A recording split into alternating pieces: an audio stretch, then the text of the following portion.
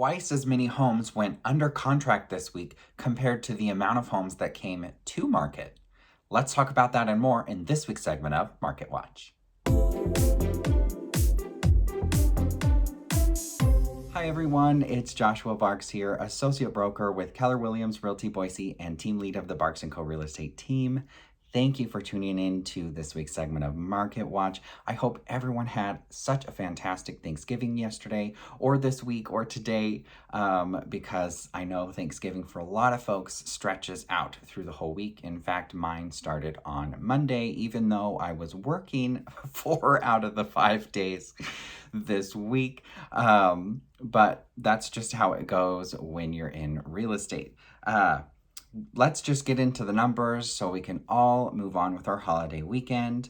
And this week, if you saw last week's video, this week's not super surprising. Some of the numbers are a little bit shocking, but overall trend, not surprising in the slightest. So, as you know, last week we saw inventory decline for the 6th week in a row, landing at 655 active listings. Well, this week we dropped again, and now we only have 588 active listings in all of Ada County. We were expecting a drop, but I think the surprising part is it's the first time we're below 600 active listings since the end of June this year, and the number of new listings per week actually went down below 100 for the first time since February of this year. So we had 145 new listings come to market last week. This week we've only had 79 new listings come to market.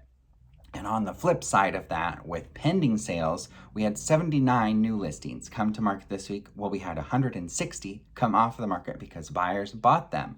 They went pending. Yes, 160 under contract is less than what we saw last week when we had 207, but the overall number of pending sales stayed pretty much the same. We had 809 last week that were pending overall in Ada County. This week we have 795 pending overall.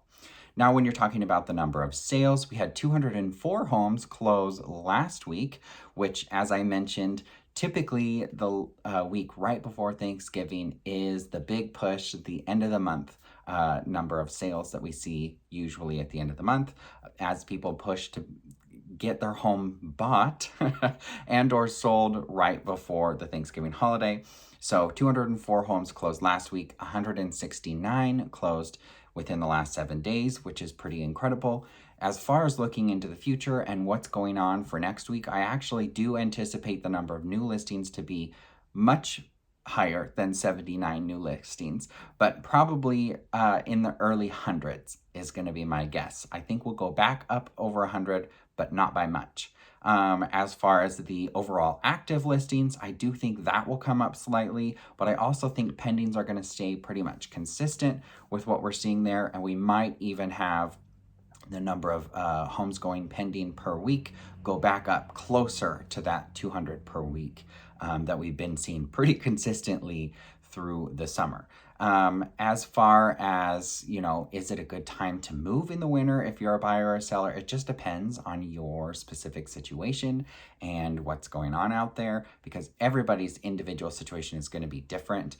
But let's give you some very general advice. So first off, for buyers. Now, when we see our winter market, we do have less available homes, less pending sales, and less sales overall. That's just what we see in our winter months here in the Valley. Pretty typical. That does not mean, and it's not synonymous with, it being a bad time to move. It could still be a great time to move depending on your situation. So again, we'll start with buyers. And if you're a buyer, maybe a first-time buyer, maybe not, but maybe you're a buyer that's just in a specific situation where you can't really compete a whole lot against many people, meaning you can't waive contingencies. You definitely need an inspection, or you can't make up the difference between appraised value and purchase price if there is one, so you can't waive appraisal or things like that. And those are pretty common terms that we see in the really competitive months of the spring. Every year we've seen that very consistently for the last several years now, and this spring is likely going to continue to be something very similar to that. Excuse me. So if you're a buyer that can't compete, winter might be a good time for you to start looking for a home or continue looking for a home because you're going to face less competition. There's fewer buyers out there, fewer buyers trying to buy in the winter. Now, that doesn't mean that those buyers aren't also going to try to be competitive. It's still important to be competitive because you're still fighting for a very few number of homes on the market, but you don't need to be as crazy, and you might get lucky compared to what you have in the spring. Now, interest rates right now are also super low. They're projected to be about 3.5 by the middle of next year. So those are going to continue to rise, which also could indicate that it's a good time to be a buyer. It just, again, depends on what your situation is, because for some people it might not be. Like maybe you are looking for a very specific home, or maybe for your individual situation, it's just not a good time to move. Well, then don't move. This advice isn't for you.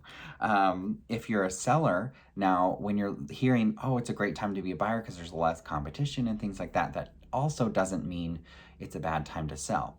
Because in the spring and summer months, we get a lot of buyers, a lot of traffic through homes, and at the same time, we have a lot of people, what we call looky-loos, people that are just out looking at homes for fun. And people don't really do that in the wintertime because it's winter. People are either up skiing or snowboarding at Bogus Basin or out of town, or they're cooped up in their home and staying nice and warm and not looking at homes.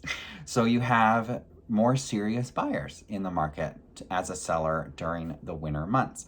Now, also on the flip side of that, as a seller, because there's typically less inventory in the market at that time, you are also competing against fewer homes. So if a buyer wants to be in your neighborhood and you're the only home available in that neighborhood, guess what? You're going to have those buyers that have been looking in that neighborhood. Whereas compared to spring, maybe people are waiting till spring to list their home, and then there's 3 or 4 in the same neighborhood. And now as a seller, you're competing against those other homes for the same buyers that want to buy in your neighborhood. So that's just kind of how that goes. Again, this is very generalized information. Your specific situation is going to be based on you, your needs, your goals. So just reach out to me. I'm always happy to help. Consultations with me are free and easy to book. As I've mentioned a few times, we do have a booking service on my website. So the link to that will be in the description below this video as well. It's www.barksrealestate.com/our-services so that you can choose what you're looking for. I'm a buyer, I'm a seller. Choose a day and time that works for you, and then it pops it right on my calendar. So it's super easy. Just fill out a couple of clicks, your information, of course, and then bam, you've booked an appointment. Easy as pie. So that's what we have going on this week. Oh, I didn't mention interest rates. Those stayed the same. Unsurprisingly, they usually don't change much Thanksgiving week. So 3.10 for the 30-year fixed is the average interest rate, according to Freddie Mac and their research. And if you're also planning on buying or selling a home early next year or even next spring, now is a good time to actually sit down with a real estate professional as well, so that you can plan ahead and make sure you get your ducks in a row as a buyer and get your home nice and ready as a seller, because the winter is a really good time to get contractors to come in and work on your place if there's things that need to be done. That way you can also enjoy what's being done with your home for a couple of months before you sell.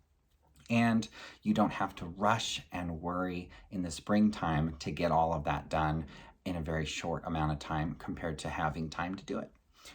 So yeah, that's kind of the gist of what's going on in the market. Pretty much the same thing that we talked about last week. Next week, we're likely going to see, as I said, more inventory, about the same number of pendings. I think sales are going to stay about the same as well, just based on what's out there. And it'll be interesting to see how this winter month progresses. But until then, I hope everyone continues to have a wonderful Thanksgiving weekend, and we will see you next Friday for Market Watch.